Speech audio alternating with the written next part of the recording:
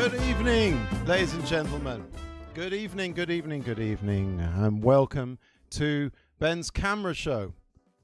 And we have got a hell of a show for you tonight. Mind you, I say that every week, but we really do have one tonight. Oh my God, what a week I've had. What a damn week I've had. Oh, right. Well, before we get into the meat of the show, I'm going to tell you what I did this week, which is I started off doing some spooling down. And spooling down is a very important thing that all Super 8 and Standard 8 filmmakers need to do, which is you need to get all your little 50-foot spools and you need to put them all onto a big spool. I don't have a big spool to show you, but you understand it's like a 400-foot spool. And that way you free up all your old little spools so you can reuse them. And here's me doing this. I used a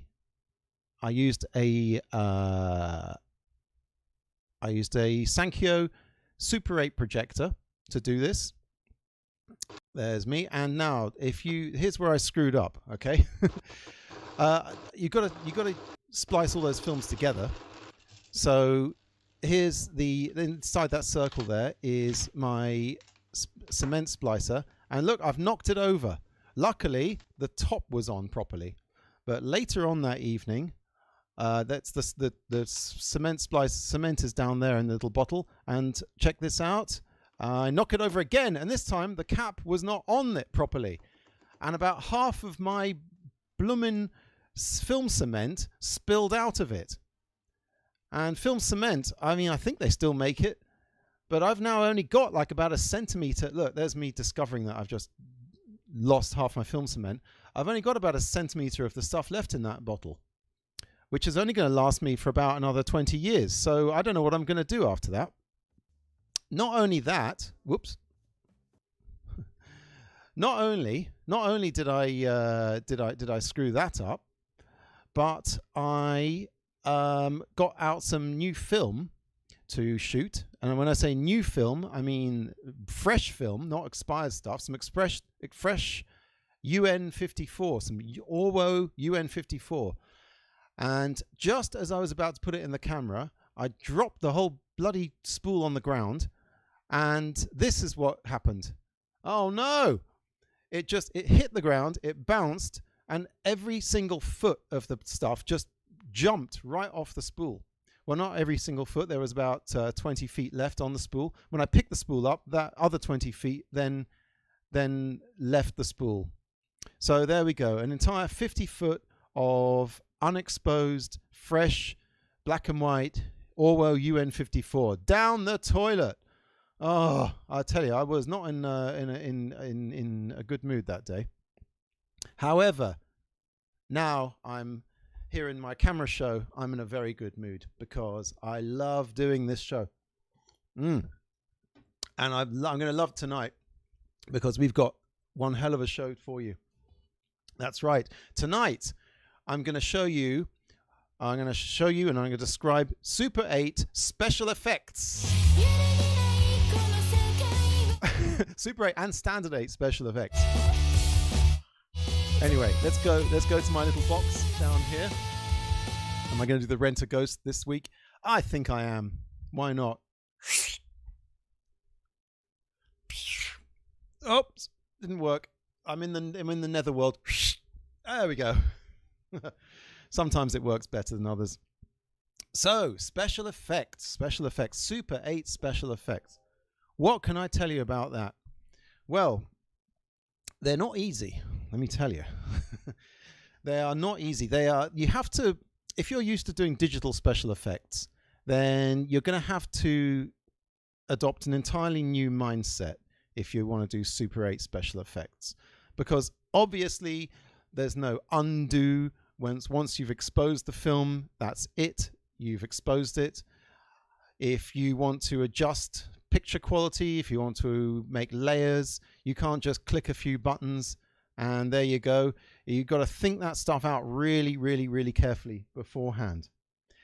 And I'm going to show you a few things which the Super 8 special effects, how they can be done and how I did them. because, of course, I've been busy. Oh, yes, I've been busy.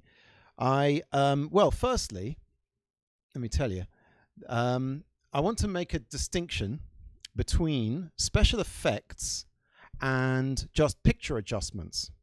For instance, if you want to make your picture lighter or darker, you open up or close down your f-stop, your aperture of your camera. Got that?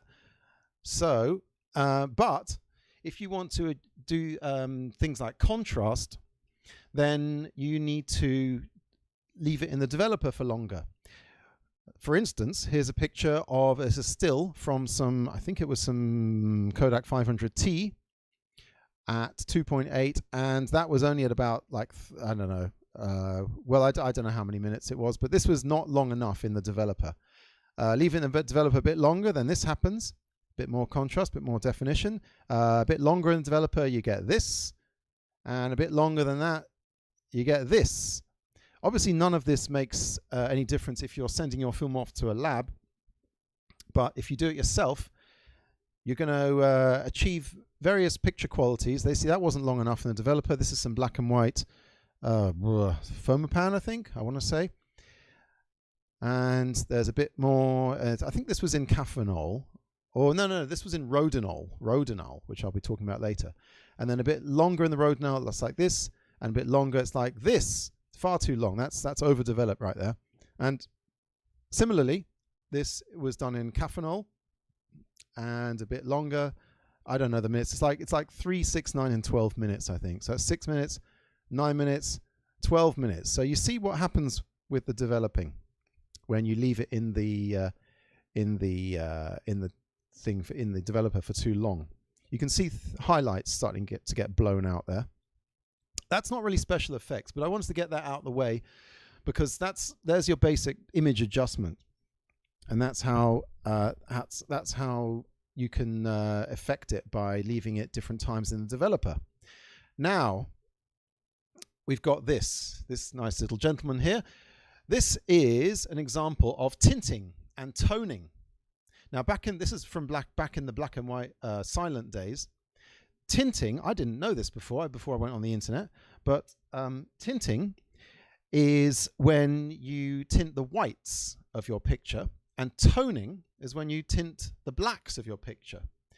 These days it's just called tinting, but look at the guy's shirt. It's white, and tinting has made it yellow, and the dark colors have been toned green.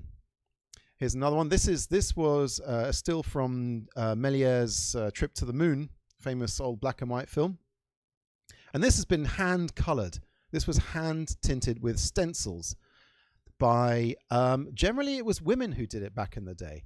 There was a kind of a school of thought that said that women are better with the very, very, very intricate craftsmanship of, I just said craftsmanship, but craftspersonship, that's a horrible compound word, and they were set to work tinting and toning every single frame of that. Let's see something else. Now this is interesting. This is from Photographer's Formulary. You can buy this stuff. You can buy toners still. I was going to try food coloring this week, but I just didn't have the time, and I think it would have been a disaster. But you can get gold, copper, blue, selenium tint. I don't know if that, no, sepia is next to it, but who knows. So go to the Photographer's Formulary, which is an American company, and get some tints if you want to tint your film. My goodness, it's only 9 minutes into the show and we've already covered brightness, contrast, and tint. Right, let's have a look at some actual special effects. Well, while we're on the subject of tinting and toning, did you know that it is possible to, here we go, some film. Yeah, did you know that it's possible to actually use permanent markers and to draw on the film yourself, to tint and tone it yourself? Well, of course you know, because I've just told you about the women who did the Méliere's film. But this is some footage that I tinted with coloured pens, making the sparkler, all sorts of nice colours there. And this is amazing. This is drawn directly onto the film itself. This is some footage from an event I did at the Institute of Making, where we showed people about Super 8. And we got them to lay out a strip of clear Super 8, and with some permanent color markers, they made this little animation. Isn't that fantastic? Very nice. Every single frame, and you can do that if you've just got well, basically, if you develop your own film and you've messed up, you can then you end up with a clear film. Crack out the colored markers, and every single frame, just draw a little picture next to it, and you can make a lovely little animation. It's also called direct animation. It's also called a cameraless film, which is very interesting. You don't even need a camera to make this kind of film. There's another thing you can do, which is called scratching. I don't know if it's officially called scratching, but here's a film by my friend Duncan Rinke. Now, what Duncan did, he shot a film, and it came out too dark. Yeah. Dear, oh dear. So, being the creative mastermind that he is, Mr. Rinke went and scratched every single frame of the film, and made a scratch film. I think it's called a scratch film. So you can actually use, I think he might have used a little screwdriver or some sort of sharp scraping tool. Oh dear, what a shame that the original film didn't come out. But you know what, in my opinion, this is actually an improvement on the original film. Yeah, I saw an anarchist symbol there. So that's a film called Stickleback by Mr. Duncan Rinke. So there's all sorts of things you can do to the film before you do any actual tinting. Oh dear. Goodness me. Before you do any actual like really complicated special effects, you can do some basic tinting and toning and adjusting your camera, your film, and mess around with the actual film strip itself. However, if you really, really, really want to do it properly, then what you need to be able to do is to expose your film multiple times, okay? Which means shooting something and then rewinding the film and then shooting something else over the top of it and then rewinding it, maybe making a third pass. Now, last week I showed you this. If you didn't see this, then check out last week's show. Well, obviously, this is the Bell & Howell Viceroy 164, obviously, as you can all recognize. And on the lens here is this device, which is a 3V vision device that I showed you, that I went into last week. What it is a, let's see, here we go. It's a device that has a semi-silvered mirror at a 45-degree angle. Last week I said it was 90-degree. Silly me, I should do better at geometry. So right there's a 45-degree angle mirror, which means that what you're filming out of the lens gets mixed up with what's coming through the side here. In fact, you can see my computer keyboard there on the side. So as a result, you're filming through here and through the side here. And this totally does not line up with what I just said about rewinding your film. We'll get into that later. Oh boy, we're going to get into that later. But first I want to show you what the result was of filming something with that device. I better just warn you first that it didn't come out all that well, partly because I was in a rush developing it and I got lots of dust on it and it's a horrible developing job. But also, let's have a look at here. Yeah, this was filmed on Hampstead Heath. And that's the pergola up there. Very nice place on Hampstead Heath. And it came through very muddy. I think I underexposed it for a start. But you can see just about, when I turn the camera especially, you can see two images there. One's turning one way, one's turning the other way. And one was shot out of the front, and one was shot out the side. It's possible that the silvered mirror itself was a bit dirty, and it dimmed down the picture there. But you can just about see a superimposed image. The interesting thing about this is that it was all done live. So if you're really together, you could put like a laptop with some titles on it on one side of that device and have them superimposed on the other side. Now here, This is interesting. Oh, I shouldn't be showing you this. This is actually new. Here's where I double expose the film. Maybe I'll show you a bit of that later. Oh my God, it's a horrible developing job. If you got that back from the lab, you'd take them to court, really. Okay, so that's double exposure live, and a little bit afterwards, a little bit of a sneak preview of something that's coming on later. Right, so multiple passes. So if you shoot on Super 8, as I've said previously, if you shoot and then want to rewind your film, it's not all that easy. It really isn't, because I'm going to show you what you need to do if you want to actually rewind a Super 8 film. You have to shoot in or at least the second time round, you're going to have to shoot in a reloadable cartridge, because there's no real way you can rewind a regular Super 8 cartridge. Let's see what I'm talking about here. Oh, not that one. Okay, so yeah, I've shown you that one. Right. Multiple passes. Yeah, should I show you that first? Yeah, I'm going to show you masks first. Okay. So if you shoot multiple times, what you can do is you can mask off part of the shot with something black. Now here I've made a little black kind of dome shape. This is from a film I made that's on my YouTube channel. Go after this show, go back and you can watch the whole thing. It's just a snippet. So when you shoot something like this, you've masked off, you've blacked out part of your image, okay? And once you've shot that in a changing bag, you rewind the film, and then you change the shape of your mask, like this, and then you do it again, maybe shoot something else, and it masks off everything except the mask that you shot. And the result of that, here's what I did, it's on 500T, I shot two things with a rewind in between, and I got this superimposition. That's my daughter with a lamp, it's supposed to be some kind of spaceship. It didn't quite work out, but you get the idea. So I shot that twice with a rewind in between. Okay. Now the rewinding. Once you've rewound, once you're able to rewind, you can do all sorts of fun stuff, such as this. You can make a mask that you put directly over your lens. So you only shoot half of the shot or even a quarter of the shot. And with enough masking like that, and with enough rewinding, you can get the classic picture-in-picture. There's the Katsuyama, the reloadable cartridge.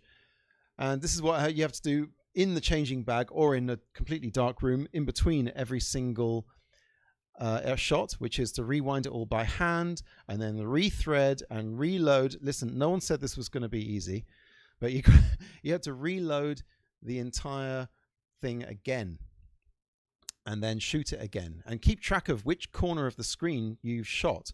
So that's your picture-in-picture. And the result of all of this, as we're going to see in a second here, is this, which is, well, I did a half screen on the left.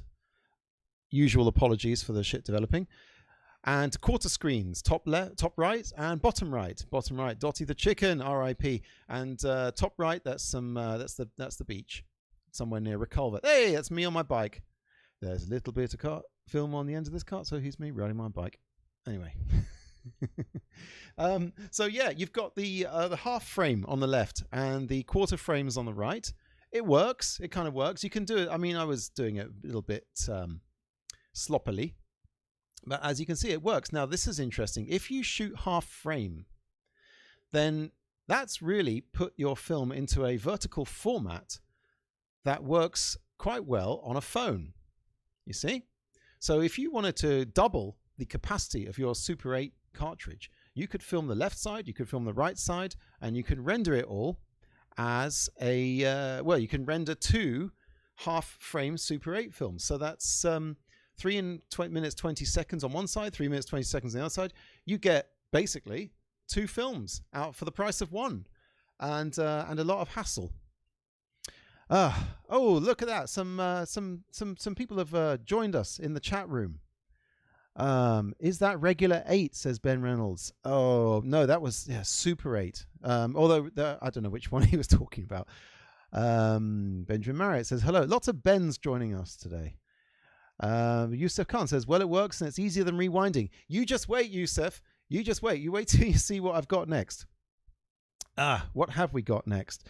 Well, what we've got next, it's our first camera of the night. In fact, it's our only camera of the night. But it's a doozy. It is. Music, please. The Canon. Of course, Canon. The Canon Cine Zoom 512. Oh my God, I don't have the nitrile gloves on. What a terrible... Why do I bother? This camera's dirty as it is, but anyway, very interesting camera. This there's a guy out there called I think it's Chuse Funahara who knows all about these cameras, who helped me a lot. So thank you, Chuse. That's your name. That's how to pronounce it. The Canon Cine Zoom 512, and we've got some dodgy green screen here, but doesn't matter. This camera. Oh God, the music. I'm sorry. Forgot to turn my music down. The Canon Cine Zoom 512. This was the last standard 8 camera that Canon ever made. After this was made in 1964, and in 1965, as we all know, Super 8 came out. So Canon, God bless them, actually decided that the last Super 8 standard 8 film camera they made was going to be an amazing one. In fact, what they wanted to do was to show people, the people out there. And before I do anything else, I'm going to fix my chroma key because it just looks awful. Oh, okay, it looks even worse. Let's just do this on the green screen. Who cares?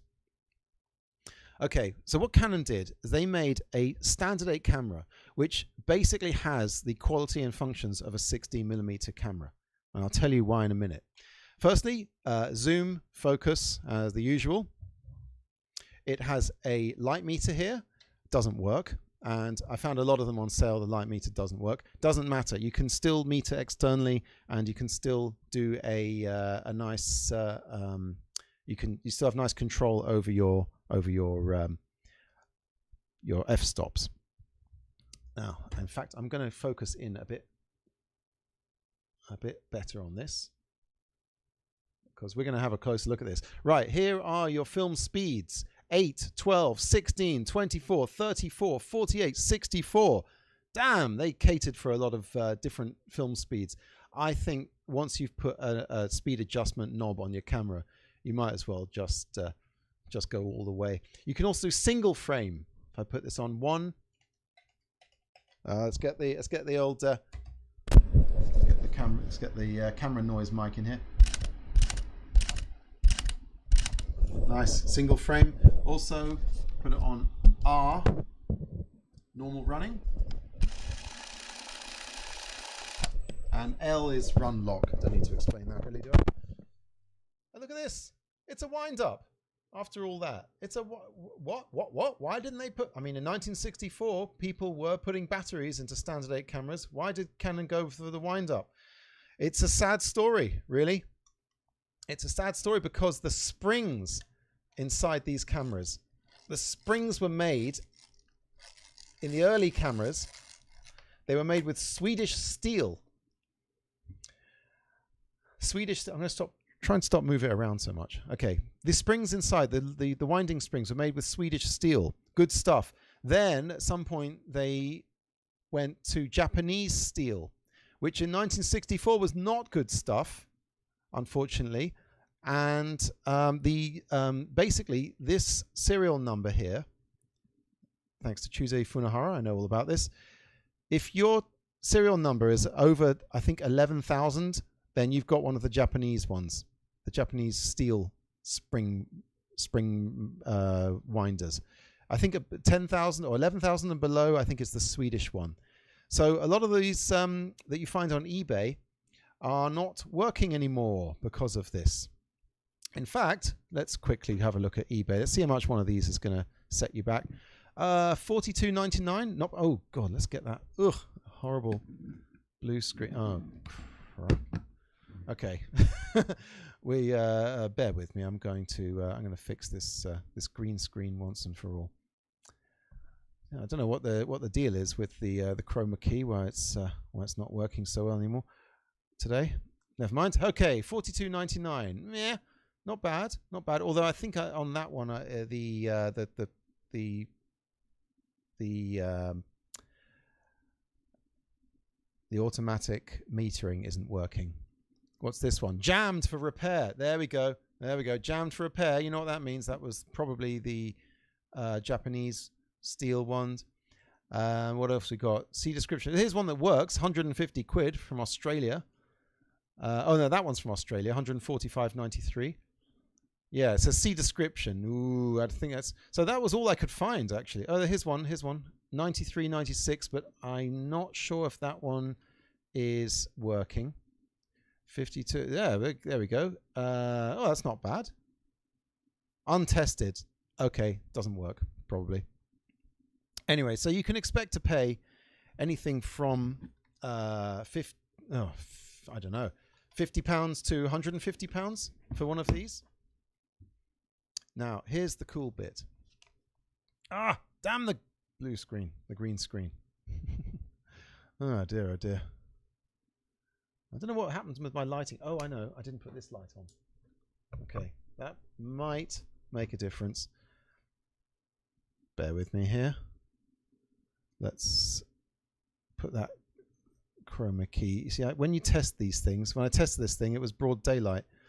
And then it's... There we go. Ah, there we go. That's better. All right, now we're in business. This is what I want to show you. This thing. This is something that few standard 8 cameras have in any kind of quality. And I don't think almost no Super 8s have them. But this is this is a shutter angle adjustment. So when it's open, the shutter is at its normal, I think, like 180 degrees. If you hit it on, it go to 2, it goes to 90 degrees. If you go to 4, I think it goes to even a quarter of that. So that'll be 45 degrees. I may have got those numbers wrong. Don't quote me on those number of degrees. And close, it's closed completely. So what's the effect of that? That means that you can fade out without changing your f-stop. You can fade out if you're shooting and you pull this knob, push this knob and move it to close. That's a fade out. Then if you want to do a dissolve, you need to rewind. And what's that R there? That's R for rewind. You press this little button to release the knob, move it over to R, and check this out. It goes backwards. Okay, it's run out of it's run out of winds now. Now I'm going to show you. Oh yeah. Oh, so yeah, that's the Canon 512 Cine Zoom. A very, very nice standard 8 camera. Probably one of the best ones other than the Bolex H8. There we go. See, it's the normal standard 8 business in here. It also has, let me get it. This thing, let's get the focus back onto, right, it has this thing, which is a zoom extender. It barely works, this thing. It extends the zoom almost to exactly how it is without the thing. I don't use it. I don't bother with that. And it has a power grip, which is this thing, the power grip, which basically sticks onto the bottom of the camera.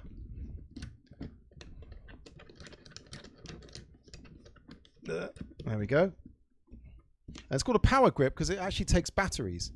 And you think, what is it going to do with batteries? It takes them inside there. There it is. So it takes 2 AA batteries. What it does with the power grip is that's the motorized zoom. So once you're holding it, you can use your you can use that trigger, and you can use this wide telly, which actually has a little rotating thing that will actually go into the camera and do your power zooms. It doesn't work in this particular camera, so never mind. But this bit here, this is what I want to talk to you about, because you can shoot and rewind the film just by putting this knob to rewind. It's so easy. You don't have to do any of that darkroom stuff. Standard 8, let me tell you, Standard 8's got a few tricks up its sleeve. You know, it's a couple of things. It's better than Super 8. Of course, you've got your single 8 people who will say single 8's the best of all worlds. And maybe we'll get onto single 8 in a future show. I did talk about single 8 in a past show, and I said it was the favoured format of pornographers, which is completely untrue. Just because there was a film called The Pornographers where they used single 8 cameras. But single 8's not bad. So let's have a look at what we can do. We can do some fun stuff with this camera. Oh, let's get that away. I'll show you what you can do. This is what I did this week.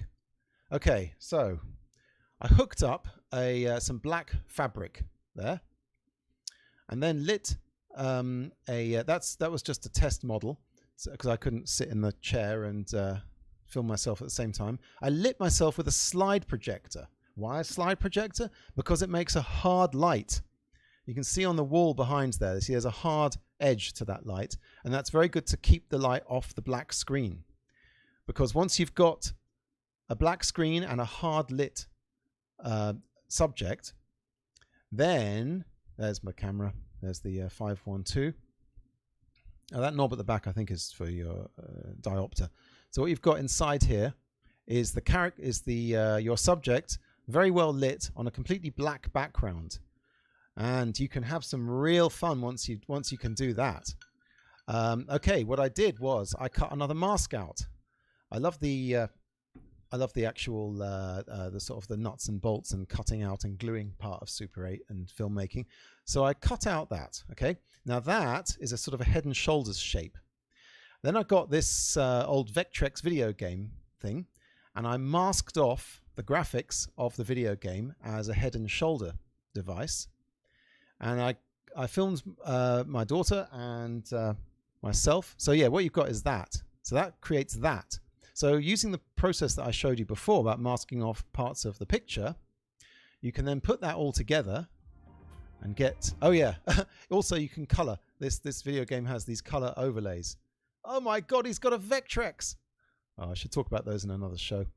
So yeah, you can tint the thing. So I filmed my daughter, then Head and Shoulders, and then I rewound the film, as you can see here, put it on R, and it goes backwards. That meter's nice. It counts 80 frames. That's 1 foot of standard 8. And okay, and usual apologies for the developing. So there we go, and that's what you got. So you got your subject, you've got your background, which is all second exposure stuff. I even persuaded her to wear a kind of a Star Wars style helmet. Didn't quite work, but yeah. So that's the I shot the Vectrex at 8 frames a second to make sure I got an exposure, and that's me at I think 16 frames a second. And there's a bit more. Let's have some music on there. Some more Vectrex graphics. There we go. Very nice. Super cool. And yeah, Kodak 500T picks up everything. Right. So that was the those are masks. That's what you can do with if you can mask off part of your picture and rewind it. You can create, basically you can do what Adobe After Effects has in terms of layers. So you can layer up your shots using black masks and backgrounds to do it. All right, are we on the same page now? We're off for another effect, and this is a very mysterious effect now. Oh, that's such a cool gadget, says T.O. Manny. Well, T.O. Manny's World. Well, yes, damn it is. And that guy, Mike TV, said, this is one of the best channels I've discovered. Hey, thank you, mate. Tell your friends, because my viewing figures are in the 3 digits. I'm going to have to do a lot more shows to build up or else I'm going to have to just sort of do all that. Hey, remember to like and subscribe and smash that button. I hate it when they do that. Smash that subscribe button. You know where I am. I'm here every Thursday at 7. Just tell your friends. Anyway, advert over. Let's have a look at something called Solarization. Solarization. I did this by accident. I don't even know how I got this effect. Solarization is where some of your darkest images actually come out white in this kind of flashing mode. I think I partly exposed the film halfway through developing, and it made this amazing, look at that, everything white is doing that. And now what it reminds me of, this effect, if you ever had an Atari 2600, it reminds me of the end of the game Adventure. Yeah. Oh, that was such a rush when I got that. So yeah, it's I shot with black and white, and I think I exposed some of it to light halfway through the developing. As I said, you can get chemical solarization as well, but because this is happening in a kind of a rhythm, I've got a hunch that the lid came slightly off, and like a beam of light hit some of the film in the spiral, in the Lomo spiral, and not others. Parts, which I think is why there's which I think is why this happened, solarization. I don't really know how to replicate that effect. I guess I could try and expose it again. I'm probably just going to ruin an entire shoot of film if I try an entire shot. If I solarize it, maybe I'll give it another go. But it's very difficult to control that solarization. But of course now. That brings us very nicely on to the meat of the show and our first guest. And I'm going to put the headphones in to talk to him. Our first guest, our only guest tonight. Our guest tonight is a Super 8 animator who has, I believe, reached the absolute pinnacle of skill and innovation in terms of Super 8 animation. This guy has achieved things which the rest of us can only dream of. In fact, I'm going to show you a bit of what he's done. Let's have a look. His name is Paul Tarrago, and as you can see from this advertisement here, he is available for weddings and will work for food. Feed him some money. Let's see what else he's done. He's done a film called Magic Explained, which is red. Super 8. Any pattern you choose, doesn't really matter. The action changes, but the rhythm is the same.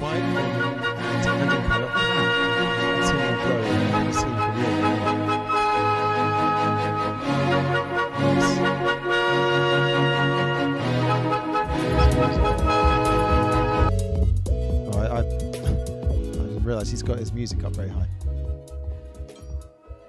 Lovely stuff. That looks like a bit of a time lapse to me.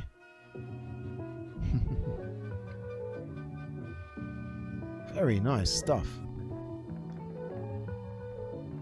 Look at that. There's the right. See this ball? These balls doing this. The guy made basically a kind of a zoetrope out of an old turntable. In fact, I've got pictures of some of his. Here we go. Let's have a look at some of his work. We'll get him on in a sec. Hang on, Paul. Just let me get there. So yeah, that's him. Get my big graphic out there. That's him. This is the. That's how he did. Yeah, that's how he did that animation with the balls. He made the balls in a kind of a physical animated style, and then filmed them one after the other as the thing rotated. Amazing stuff. Paul Tarrago. Let's talk to him. Oh, I think I had music on for the whole time there. Whoops! I'm always doing that. I can't control my my music. Well, I can, but I'm just not doing it very well. Where is he? Huh. I'm here, Ben. I can hear you, Paul. I can see me. I can't see. There you are. Yeah. There you are. Hey, full screen. Wow. Welcome to the show, Paul. Mirror image. I'm getting confused. That's your Zoom, probably. Yeah, it probably is. Yeah, no, thank you. Thank you very much for asking me along, Ben. And that was, that was quite an action-packed first 40 minutes. My God, you covered so much. Has 40 minutes already gone by? Amazing. But it's like a lifetime's worth of knowledge in there. So I know. God knows what's going to happen when I run out of lifetime knowledge. Yeah, I mean, but actually I was kind of quite touched to see you kind of doing stuff with Standard 8, because I started off with using Standard 8 before using 16mm. Well, because obviously it is 16mm, but just a lot shorter. And it allowed me to do things like multiple exposures and multiple exposures is really where it's at, I think. You need to be able to play and rewind and do multiple passes. Really. Yeah, what I worked out as well was that because if you work out that, obviously a thing with Standard 8, because you're always having to flip over the film when you well, so not always. I know. Yeah, I know, whatever. But kind of working out the orientation of how you want to film things, because you can kind of play with that. And then with each layer, I remember doing things like kind of stopping down by one stop, just so that I didn't overexpose. And stuff like that. Yes.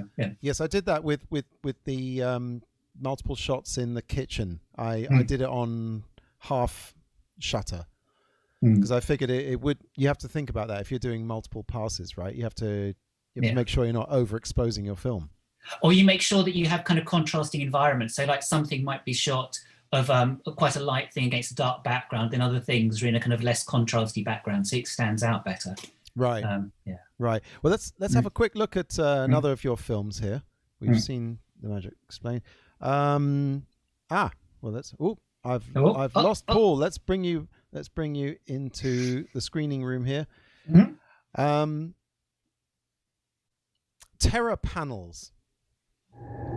Yeah. Now, are you using a light? Freeform muscle fiber. I am using with a fast or slow twitch.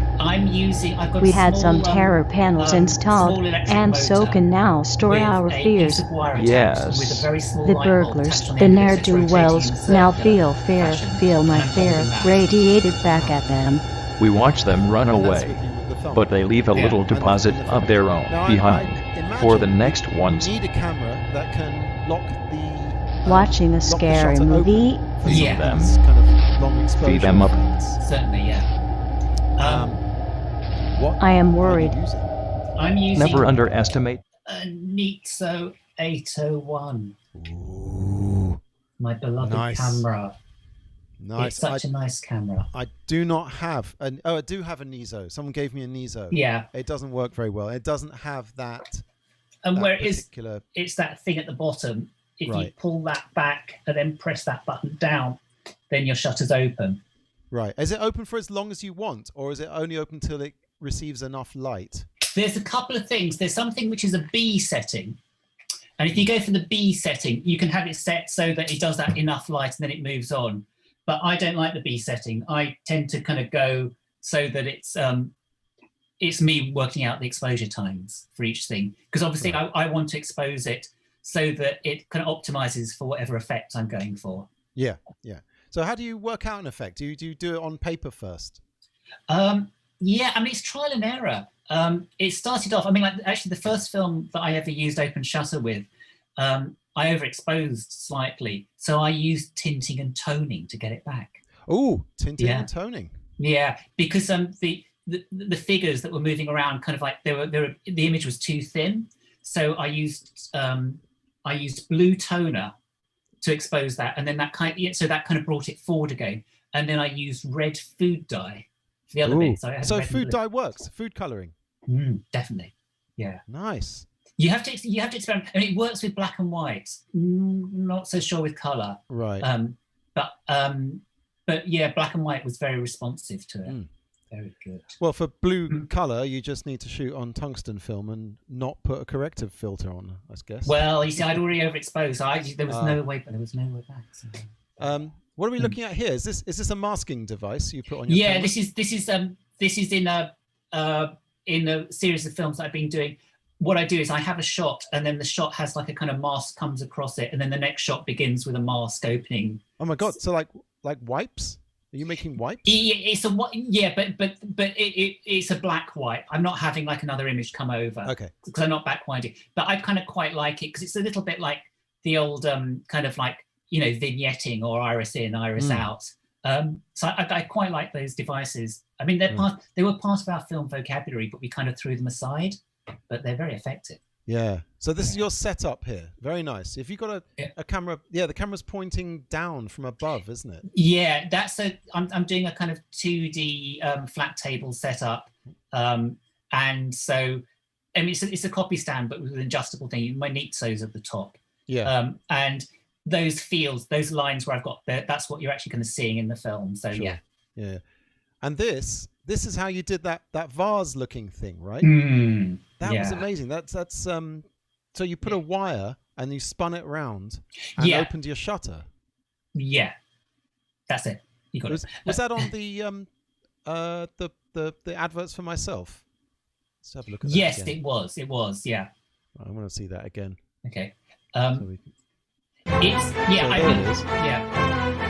I've done other experiments with video with a coat hanger. I've got quite nice shapes with it. Yes. Okay, it didn't quite work out as I intended, but I'm video projecting.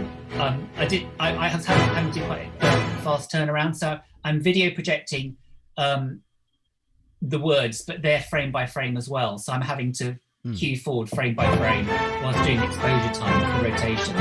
But the reason why it triples is because the first word is hitting the front of the vase, the next one's hitting the back of the vase, and then the third one's hitting the background, which is black. Was that intentional? It was. So I had about like 5 seconds of dismay, and then I thought, well, actually, nice. Yeah. Well, that happens a lot with film. Yeah. It's even when you screw up, it still looks good. Well, I think that's the thing as well, is that I know that things are always going to go slightly differently to how I anticipate. I control quite a lot, but you can't control everything. And it's those bits where it goes slightly differently that little bits of wonder happen. You know, it's like your solarization. It's lovely. Yeah. Someone's. I've just seen there's been some complaints from the audience saying that the video sound was too loud. Sorry about that, guys. Okay. I've got the worst sound monitoring situation here. It's because I've got so many different inputs and OBS and the computer and the sound desk and everything. I just have to be more on it, I think. Okay. This looks amazing. That's stop motion with 2D cutouts. So. Yeah, that's because I was that was the past thing with the light bulb. I was doing a kind of combination of things, but that's because I was making an instructional video for some of my students. Right. So I like that picture. Tries hard. Yeah, that was hand sewn. That took me quite a long time to do. So I did try hard to do that. Wow. Yeah. And there's the melting giraffe candles that we saw earlier. Yeah. Now that was a straight time lapse, am I right? Straight time lapse. It's the intervalometer. So it's that little. I mean, you've got them on so many cameras, but like on this one, built into the Niso. Yeah. So if I turn this on and I adjust this, if you can hear it. Oh. Yeah, I hear it. Per second. Yeah. Yeah. But what I also do as well, before I had that, I used to use an intervalometer that you can plug into your camera from Bristol Cine Sales. Who makes that? Well, it was Bristol Cine Sales intervalometer. Wow. So I assume it's a sort of a cottage industry, not particularly. Hang on, I'll just put you up. Oh, I've still got your picture. Yeah. That up on get you so people can see. Keep holding it. There we go. Bristol Cine Sales. I've seen intervalometers crop up in weird places, made haphazardly by different companies. These are quite. I mean, I'm not a big electronics person, but I think they're quite easy to make. I mean, the electronics aren't too complicated, but it's a nice little device, and you can plug. If you've got an electronic cable release socket on your single frame release, you can plug it into any Super 8 camera. I know. I showed that last week. Yeah. I have one that was made by a friend of mine, and it worked with like 7 or 8 different cameras. Yeah. Tio Manny's World says, could Paul explain the lettering on the vase again? Oh. Yeah. Just rewind. Take the slide up. Oh, you know what? I think I was playing the music too loud. Okay. What it is obviously the vase thing, as we say, it's a bent strip of it's actually of cardboard, which I've covered with masking tape and bent with wire. So I know that it rotates and forms a vase shape. So that's carrying on. I've lit that. And in the meantime, I'm projecting onto the vase. But because I'm doing a timed exposure for the rotation, I'm also having to do a timed letter by letter movement. So the letters are on a video projection, and I'm cueing them, I think, like once every 5 seconds. I'm pressing, so it goes forward by a frame, forward by a frame. Right. Yeah. Wow. And what did you actually see the letters coming up on the on the rotating string, the rotating wire while you were doing it? But if you look at the image, the still that you've got of it, you can see that I've made a silhouette shape of a piece of cardboard, which will have the same profile. So yeah. In fact, that was it. You see that thing in the front, that brownish bit by the turntable? That's actually the shape the vase will be. So I put that in place, lined up the video projector, and made sure that it was hitting the right spot, and then took it away and then did it. Wow. Yeah. Wow. I mean, how long is it taking you to come up with these methods? Well, it's taken a while. Well, but I mean, I'm not saying how long of for your entire career, but I mean, do you ever sit down and think, I want to achieve this effect, and then have no idea how you're going to do it? Yeah, that's the way it starts. And then you work out how to do it. Yeah, generally. I mean, the thing is, I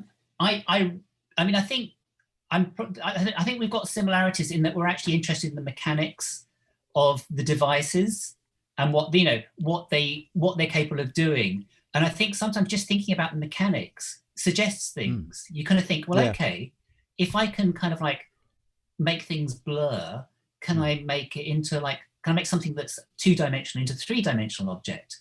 And if I do that, could I do that? I can do that indoors because I can control light, but then what about, can I do that outdoors? Now, if I can do it outdoors, there's a lot more light, but then I need more neutral density filters to stop the lens down. So you start thinking about all these things and you're thinking, oh yeah. In a way, that's what I like most about film, in that you don't have to write software or rely on a plugin from someone else. You can sit down and with sellotape and string and by yourself come up with this stuff. And you don't have to be an electronics or a programming expert to work out how to do it. And you don't rely on After Effects to have the function in order to do something with film. It's all very kind of physical and analog, and it's achievable by one person. Yeah, I mean, I think that's the thing, is that I mean, what I do is fundamentally stop motion. But it's just spending the time to achieve the effect. It's a very simple process to do it. Once you've kind of figured out the mechanics, it's quite time consuming to make it happen. But if you if you've got confidence that kind of what is going to happen, then you commit to it, and then you get that little bit of magic that comes back. It's just so wonderful. This is a great film made called We Are Time, which has got lots of lovely time lapse. I like this one. I was working out, how did you do that? And then I realized, oh my God, you've probably got a skylight. Yeah. And you just went out and lay down on it. That was all it was. That was that simple. That was originally done as I got that I optically printed it, and then it got shown as a projection, and I got a live voiceover performance and the sounds on a record, and it was all too fiddly. But yeah. And that bit before was just still single frames and that's all it is. Around. Yeah. And I like this. This is like sort of the very fundamentals of animation here. Yeah. That's a really nice shot there. And it's still magical, even though we know what it is. It's still, you look at it, you go, yeah, it's pictures come to life. Yeah. I mean, I think that's the thing about doing this is it's not. I do it because I go, wow, when I see the stuff played back. It's that simple thrill. Here's something from Magic Explained. I played a little bit earlier, but let's play it now without the sound drowning us out. Technically, was that 16mm? It looks very clear. That's Super 8. It's all Super 8. Are you using Tri-X? Yeah. Right. Where do you get it developed? Okay, I get all my processing and telecine now done on 8mil.com. Yeah. I mean, and I get the 2.6K overscan as well. Right. They're really good. I mean, they're very, very good. Yeah. I mean, it obviously it's too good to have been done at home unless you're some kind of genius. I mean, that's things. I know there's some people. I mean, you know, part of me is really drawn to the idea of hand processing, but because what I'm doing is so fiddly, the idea of me screwing it up is just, you know, I think okay, yeah. No, that's the same. When I did my 3D effects, yeah. I had to send it to a lab because I thought if I screw this up, freeform so muscle fiber, time and money wasted. Fast or slowed twitch. We had some terror panels installed, and so can now store our fears. Yes. You know, The getting burglars, stuff the processed ne'er-do-wells, and now feel fear, feel my fear, radiated back at them. We watch them run away, but they leave a little deposit on a frame by frame basis because it has a greater economy, I feel. Definitely. Yeah. Well, let's round off by just showing one of your. I think this was it. Is this the My Dinner with Raoul? No, something Raoul. Oh, My Summer with Raoul. My Summer, yeah. Yeah. This is where you talk about all the shots which didn't make it. Oh yes. Right. Well, I'm going to just play this without talking because it's got a lovely soundtrack, and I think anyone who's made Super 8 will really appreciate the stuff you're saying here.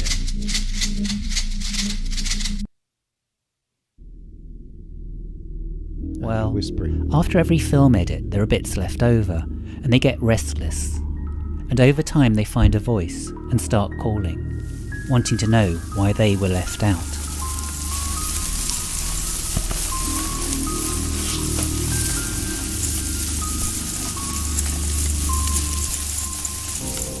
This was shot on open shutter, but can you tell? I can't. It's subtler than I'd anticipated.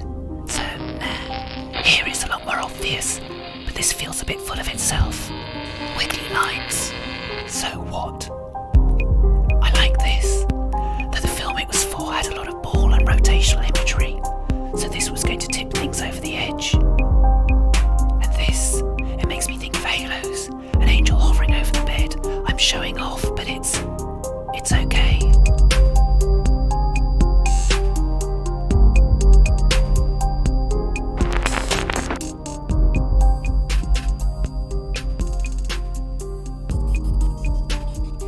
This was a very heavily veiled reference to the mental issues I sometimes have.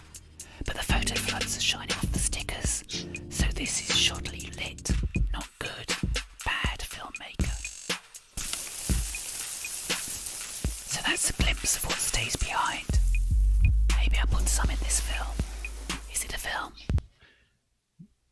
A few people saying turn the sound down, but you were kind of whispering in that. Maybe there was some music earlier which was a bit loud. Now you said all those were all the ones that got left on the cutting room floor. Yeah. But I think most people would see that stuff and think that was a win. That was a very well done, nice shot. I think you're extremely fussy. Well, obviously, I mean, I wasn't showing like the stuff that I didn't like at all, but it was the stuff that didn't make it into the films. You know, you've got to make decisions. There's decisions in any film. Yeah. Yeah. But I still treasured them. So yeah. Someone's asking. Ben Reynolds asks, "Where can we watch more of Paul's films, please?" Well, if you go to paultarrago.net, so okay, yeah, however one spells my name, T-A-R-R, it's in the top corner. Yeah. But also if people want to see the adverts, if you're on Instagram or Facebook, if you go to hashtag adverts for myself, so one word, hashtag adverts for myself, there's 12 under a minute pieces that I made this year. Right. Many of them, I mean, lots of them are video. Some of your best work, I think. Yeah, it's nice. It's quite intense. But also it's quite gettable. It's quite gettable. Right. Yeah. Well, it's all saying like, this is me, this is what I can do, and gives a job. I know. Well, look, it hasn't worked. So. Oh, well, I've still got a job. I'm fine. I'm fine at the moment. I'll send you a couple of quid in the post for coming on today. You got this job. Yeah. Right. Well, listen, Paul, thank you very much for joining us. Well, thank you for having me. Thank you for sending us your films. Mm-hmm. And can I just make one recommendation? Yes. Because it was there was a recommendation I want to make, which was you may have. Oh, actually, I was gonna show you that I had a Canon camera as well. A Canon Standard 8. What? Canon what? It's a Canon reflex zoom 8.2, which must be the kind of old, before your one, but it's got very similar settings. But anyway, the thing I was going to recommend was just for any filmmaker, which is, I mean, maybe you've kind of spoken about this, but this has been such the major book in my life, and that's Independent Film. The Lenny Lipton. Yes. Yeah. I've even heard of this one. Yeah. Honestly, if you're interested in anything about the kind of practicalities of filmmaking, it is such a wonderful book, and it's so cheap to get hold of. I've got Lipton on Super 8, Lipton on filmmaking in the Super 8 book, but just generally just about kind of filmmaking. Do you know what? I might get that, because eventually with these shows, I'm gonna tap out everything I know. I'm gonna bottom out my knowledge, and I might need to actually go out and learn something so I can put it on this show. And it really gives you ideas. I mean, all the things that you're talking about, like cutting out masks and stuff like that. Yeah. It's sort of like you go, oh yeah. Right. Does he recommend any particular camera? Well, as I say, he also wrote the Super 8 book, because he used to be a regular Super 8 columnist, and that's kind of vast on Super 8s. So, he doesn't move to a particular model, but right. Yeah. But he just says, okay, for this, you're going to need a camera that can do X, Y, Z. Yeah. I mean, most of this is like a kind of handbook of just the practicalities of making a film using filters, adapter mounts, different kind of like sound relays in cameras. I mean, some of the information might seem old-fashioned now, but it kind of makes you understand the principles. Yet again, the thing that you were talking about, like drawing on film and bleaching and doing all that stuff, you can write your own soundtracks. You can draw your own soundtracks. Draw your own soundtracks? But you mean optical soundtracks? Yeah. Norman McLaren used to draw his own soundtracks for some films. Wow. Well, what I'm going to try at some point is there's an app you can use on your phone which will turn your voice into a live sound wave. And I want to work out a way to back engineer that sound wave back into sound. So you could hold up a tablet or a phone, and as you speak, you get the line wiggling, and then somehow render that and obviously develop it, scan it, and then isolate that sound wave, and then somehow recombine it with the picture. That's something for the future. I haven't yet found something that can do that. It'll be there. If you carry on searching, you'll find it then. So. Great. It'll be there. That's what we want to hear, because too many people think that Super 8 is on the way out and there's no more innovation and nothing left to do. But there really isn't. There's a lot left to do. Oh, yeah. I mean, we're talking Raspberry Pis and Arduinos and all sorts of gimbals. Yeah. I use video a lot for stop motion these days. I use Dragon Frame, I use things like that, but I still use film as well, because it does some things that I can't do with video, or that if I did them with video, they feel flat. So I don't want to put you on the spot, but can you name something that film can do that video can't? Film can do that. Okay, film, I think, automatically has a feeling of this happened, whereas video has a feeling like I am watching something happening. There's a kind of pastness to it. It's a bit hard to, I'm not sure. I know what you mean. I've sometimes said that video will show you how something was, but film will show you how you remember it. Like the digital and film and video is like the actual cold reality, but film is closer to the images you replay in your memory. I think it feels more like memory, and I think also it's, I mean, like the fuzzy black, no, I mean my films aren't fuzzy, but the black and white, it doesn't look like the world that I was witnessing when I was filming, but it feels more like the world I want to figure to show to other people in my movie making, you know. I would like to do a show where we just talk about the philosophy of it all, of about like light hitting emulsion and how and what that captures somehow that the CCD doesn't. I still can't get over the fact that if you ever kind of like, you know, you go to a car boot sale and there's some slides, you know, or there's some reversal film, is that actual piece of film was like 6 foot or 10 foot away from the subject that you're now seeing on that thing, and was in that place. Yes, exactly. Reversal film. It was there with you. Yes. When you looked at that, unlike an Instagram picture or something.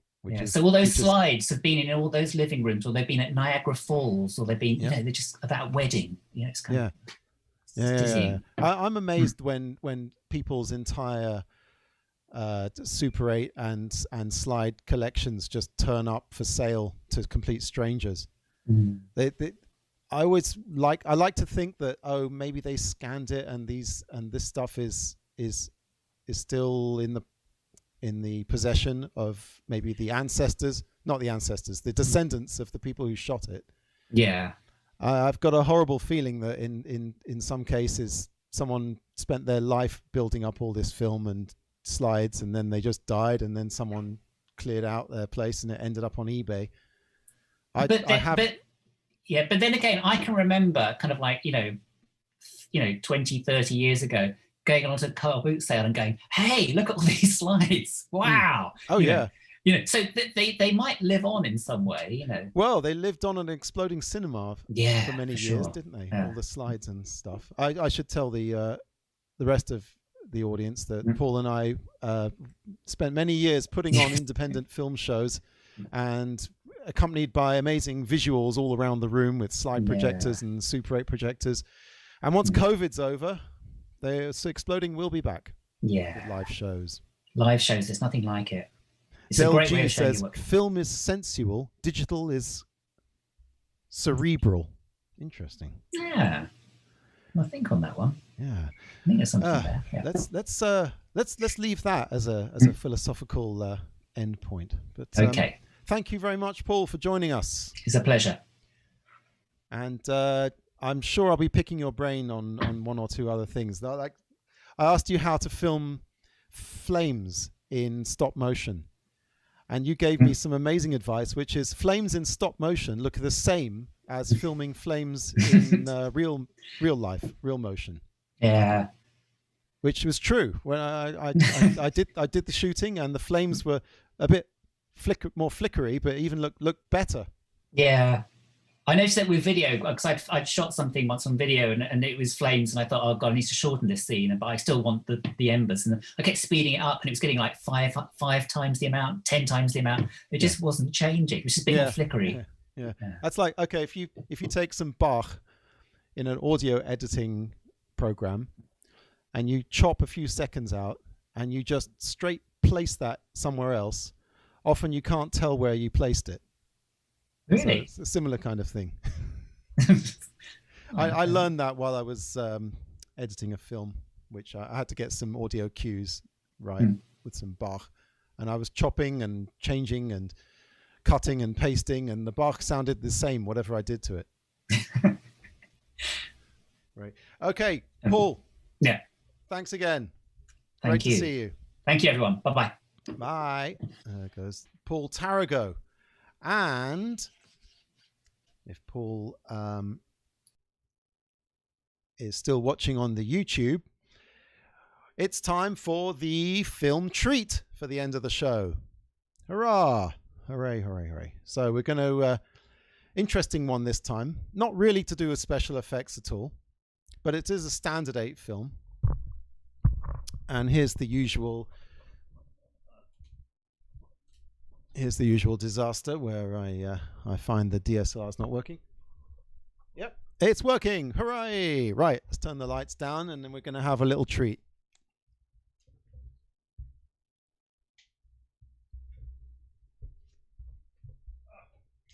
Right. Okay, the lights are turned way down low.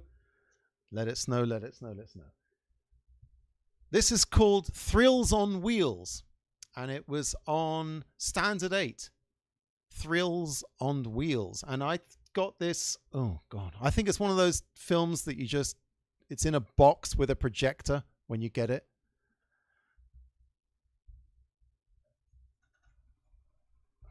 Yay, it's working.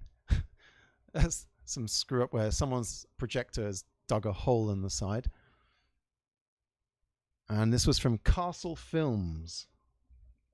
Let's put some music up.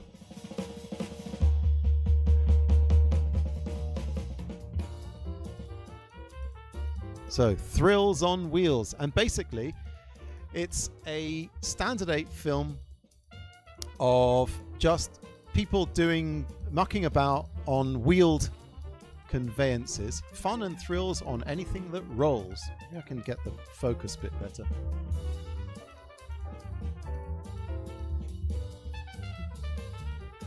So we start off with some guys on some funny bikes.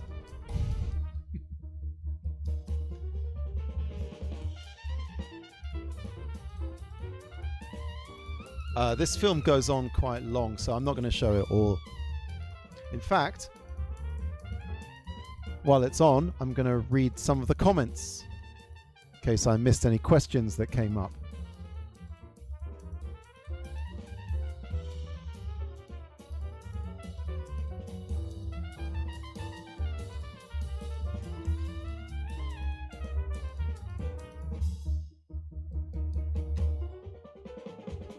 Nope, don't see any questions, but okay. What I love about this film is that it's just footage from all these public spectacles, and it comes from back in the day when health and safety was absolutely unknown. It says a midget motorcycle. Now, I don't think you can say midget anymore, but I don't think you can put kids on high-speed motorbikes either. The young man has a complete control at all times. Just so you're not watching a snuff film here. The best bits later. It's coming up.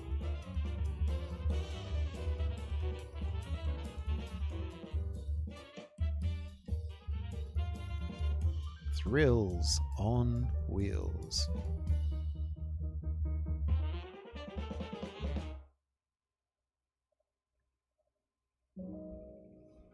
Benjamin Marriott says, I want a 360-degree spinning soapbox racer. Europeans are strong for long bicycle races. Oh, some Tour de France action, maybe?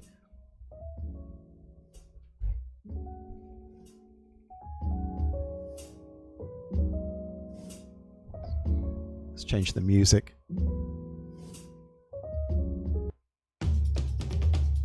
That's more like it. And dangerous risk. Well, if they said it's dangerous, you can take that to the bank. Ooh, oh my God.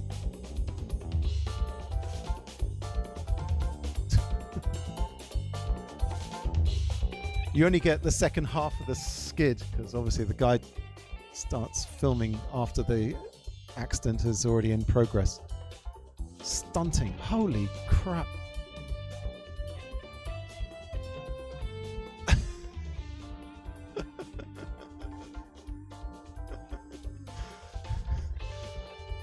Woo, woo, woo, woo, woo, woo. Pull over. Excuse me, sir. The pedestrian. I don't like the sound of that.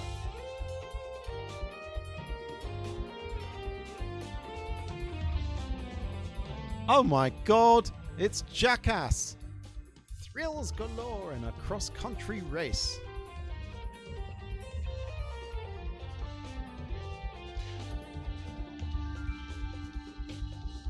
Let's change this. Change the music.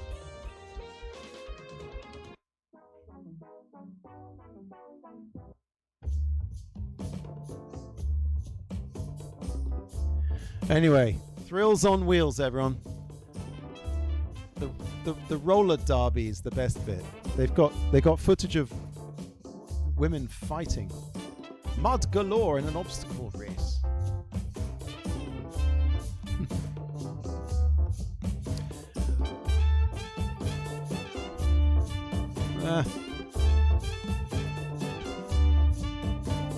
Roll credits. Uh-oh. Credits are behind the screen. That shouldn't be. Sort that out.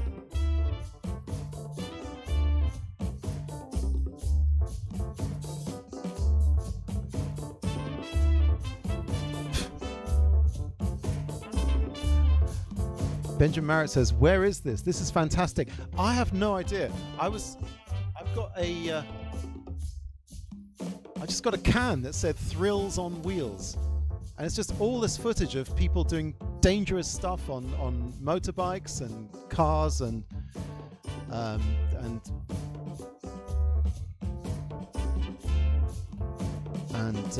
cars and bicycles. Oh my Jesus! Oh my God! He landed under it. The bloody thing landed on top of him. I think we just saw death. Still, these are probably, oh my Jesus. These guys probably fought in World War II. They've seen worse stuff than a motorbike landing on someone. Jesus Christ, the chain could just land on your neck and... Well, we'll put that on Thrills on Wheels too.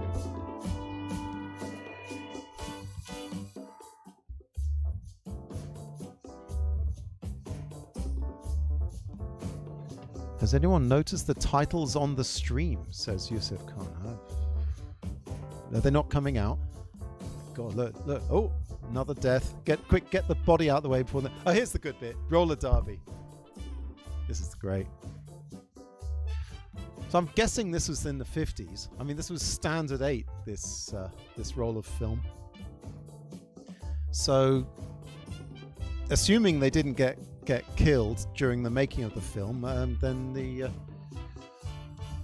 probably all old people now. Oh my goodness.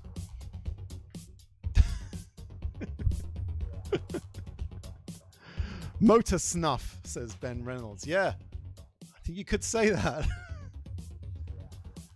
Although, you know what?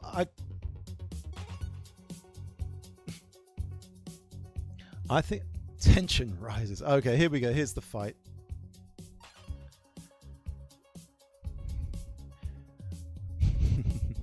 I don't know. Is it like the old the men show some tricks? Is it like the old worldwide wrestling where it's all faked, the fights?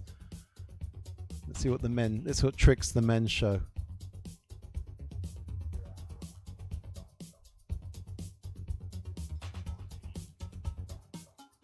That was hardly a trick. Come on.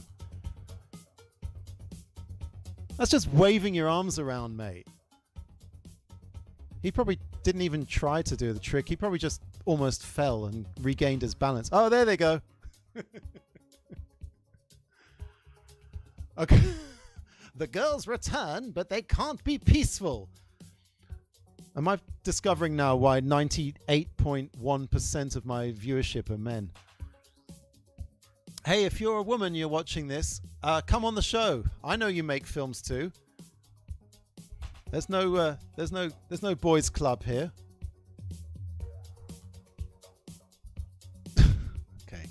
I think that's put on.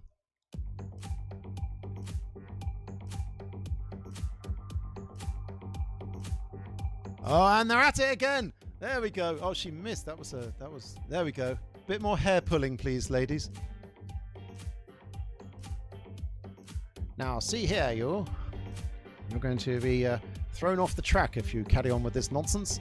Real daredevils. All right. Well, let's. Yay! Burning stuff. Ruining it now with my credits. But that was Ben's camera show. I enjoyed this week. Special effects are always good. And next week, through glass. I've got to get the credits off for this. Here we go. Yay! Wow. I don't know. He's got his head down. There's a big hole in the glass. It's obviously safety glass. There's not enough life being risked in that one. A shot from inside the car. And look, there's a camera. Yeah, a shot from the car. Wow, that's amazing. They crash into anything and everything. Such as more bales of hay. Jesus. Oh my God, that looks kind of dangerous. Most of this looks pretty dangerous. Oh dear. Over the bus. We're 22 minutes over, but I just want to carry this on because there's some. You can't look away. And over the man. Okay. We'll just see this, and then I think that's it. Oh my God! There's someone. Oh, Jesus! One burst spleen later. No, look, he's doing backflips. On they come.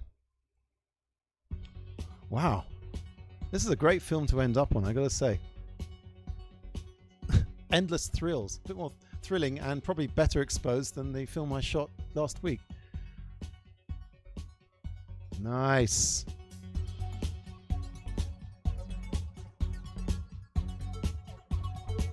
Oh, I can't stop. Can't stop watching. Is it going to flip again? Yep, there over it goes again. That's a nice car. That's like some kind of roadster.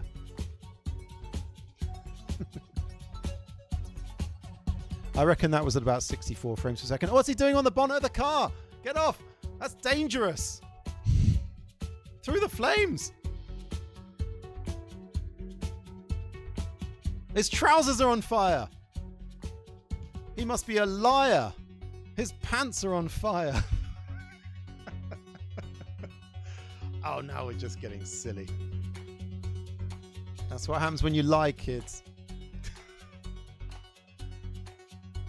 Nah, that wasn't so good. Well, it was all right. Stock car race. All right, well, it's just more of the same. Maybe I'll show you the rest next time. Oh my God! I am all knackered from all that excitement. That's it, guys and girls. I think girls. Ladies, join the show, please. My demographics are so skewed. It's all about cameras. It's not. There's no gender bar. Anyway, right. Thanks all for watching.